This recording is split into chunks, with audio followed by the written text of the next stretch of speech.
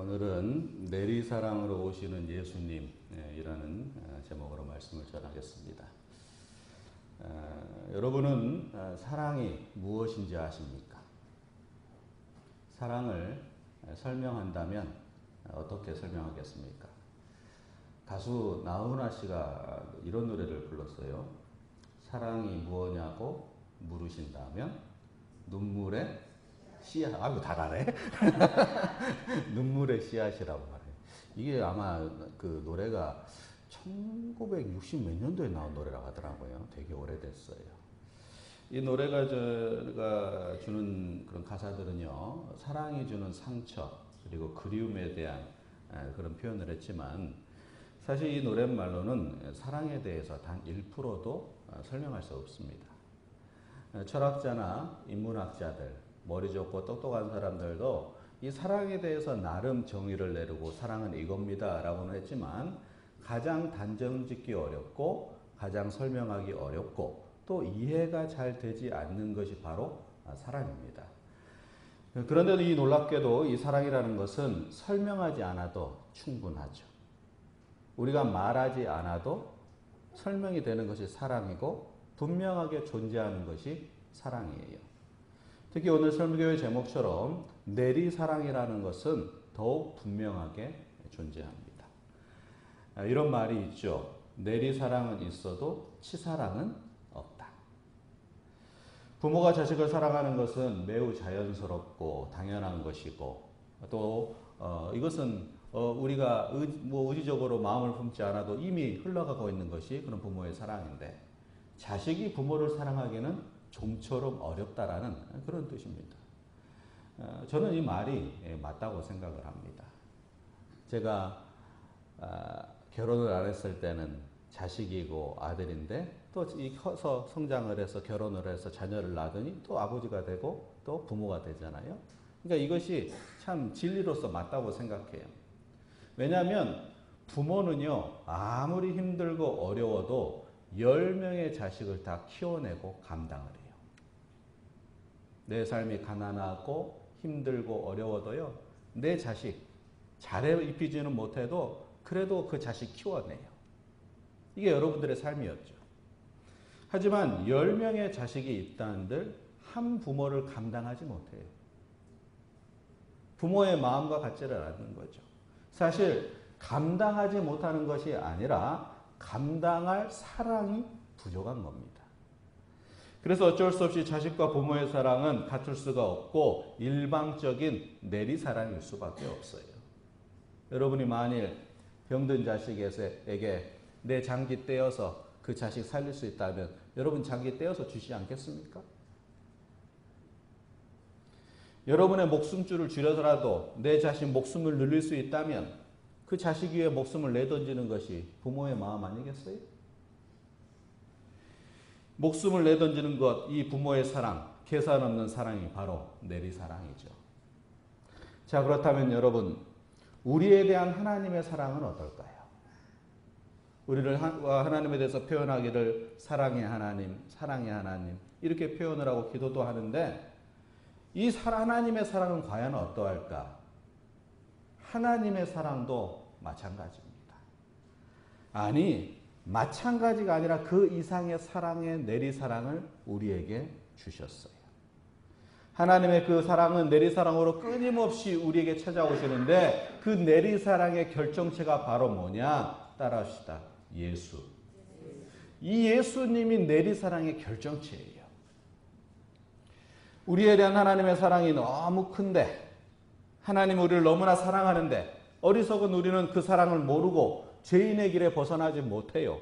그래서 그 길에 벗어나지 못하자 내리사랑으로 예수님이 낮고 천한 이 땅에 우리에게 내려오셔서 사랑을 보여주셨어요. 이게 성탄이에요. 성탄. 성탄이라는 것은 정말 말로 표현할 수 없는 그 사랑의 결정체 예수님의 탄생을 기뻐하는 거예요. 우리를 찾아오시고 거룩하고 고결한 사랑의 모습 바로 성탄이죠. 그런데 이 내리사랑이 얼마나 대단하냐? 우리를 죄에서 구원하기 위해서 흘러 어디까지 흘러갔냐면 십자가까지 흘러가셨어요.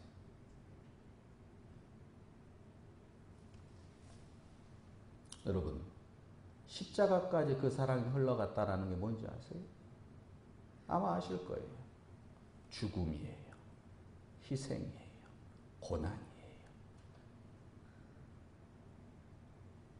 예수 그 자신의 삶을 다 내던지고 우리를 구원하고 살리는 거예요. 목숨만 살린 것이 아니라 영혼을 살린 거예요. 그 내리사랑이죠.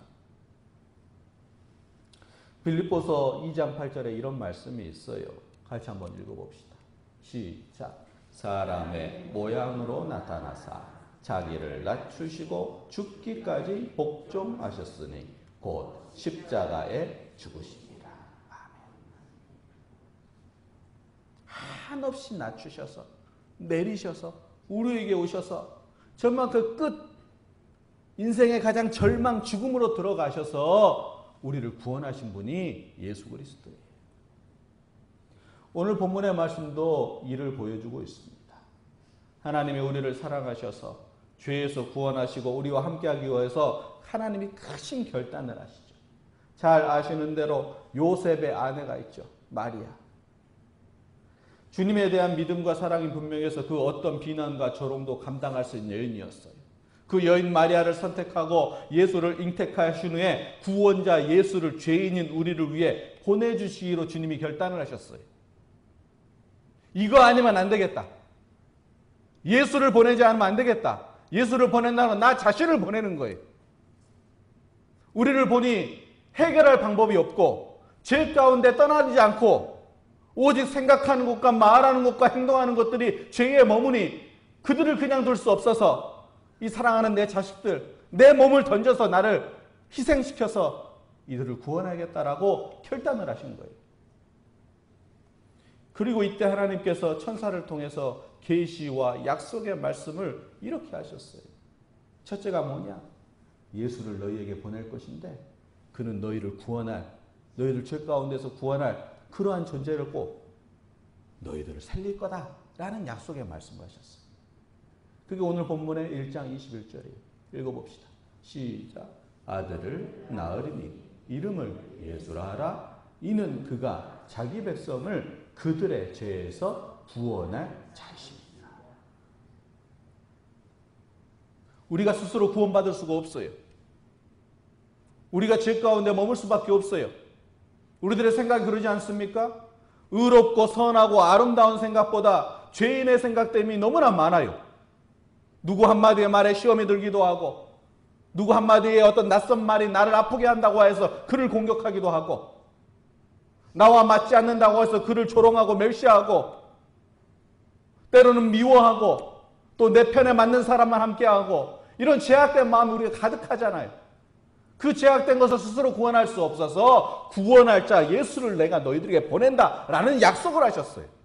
그렇게 결단을 하신 거죠. 그리고 또 이렇게 말씀하셨어요.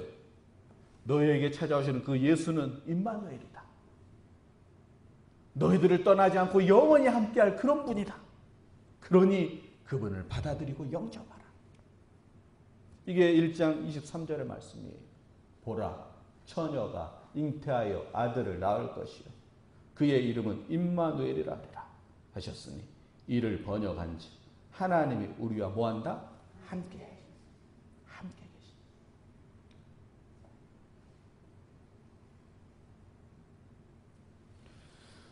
여러분 이 말씀이 얼마나 여러분의 마음속에 와닿고 계십니까? 예수 믿은 지가 얼마나 되십니까? 이 사금교회를 다닌 지가 얼마나 되십니까? 여러분의 마음속에 예수님이 계십니까? 예수님을 모실 마음이 있습니까? 주일학교 어린이들이 부린 찬양이 있어요. 우리들도 예전에 불렀을 겁니다. 가사가 매우 단순하지만 참 진리예요. 그 찬양은 바로 예수님의 사랑이라는 찬양이에요. 예수님의 사랑, 신기하고 놀라워.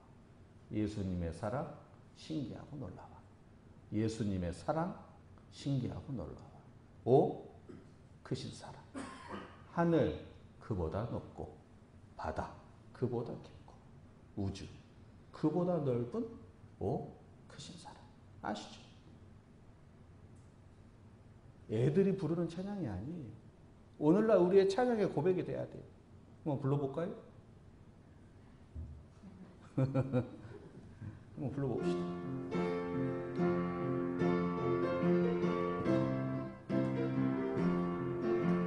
예수님의 사랑 신기하고 놀라워. 예수님의 사랑 예수님의 사랑 오 크신 사랑 하늘 그보다 높고 바다 그보다 깊고 우주 그보다 넓은 오 크신 사랑. 아멘. 우리에게 예수는 영원한 희망이 되고 영원한 내리사랑의 증거니 그 사랑을 꼭 믿으시고 그 사랑의 은혜를 충만하게 느끼고 그 사랑 앞에 보답하며 사는 여러분 되기를 축복합니다. 오늘부터 광고드린 대로 대림절이에요. 하늘 영광을 버리고 낮고 천한 이 자리로 오고 계신 거예요. 그 기다림으로 첫 번째 촛불을 밝혔죠. 여러분의 마음에 예수님을 기다리고 소망하기를 바랍니다. 그런데 대림절이요, 이 라틴어 어드벤투스라는 단어에서 왔어요. 이게 오다, 찾아온다라는 뜻이에요. 주님은 우리에게 이렇게 찾아오고 계신데 우리의 마음은 그분을 영접한 마음이 준비됐는지 모르겠습니다. 임마누엘로 오시는 그 주님을 늘 소망하며 기다리는 우리 모두 되기를 축복합니다. 그리고 더불어서 2024년 오늘로 딱 한 달 남았어요. 이 한 달을 잘 정리하고 마무리하면서 새해를 맞았으면 좋겠고요. 그런 의미에서 저는 이 한 달간을 더 주님 앞에 끝없이 사랑하는 마음을 올려드리는 사랑을 드렸으면 좋겠습니다. 예배를 드릴 때도 좀 더 마음을 집중하고 뭔가 마음을 단장하고 올려드리는 찬양, 올려드리는 기도, 올려드리는 설교, 올려드리는 예물, 올려드리는 축도. 물론 축도는 내려오죠.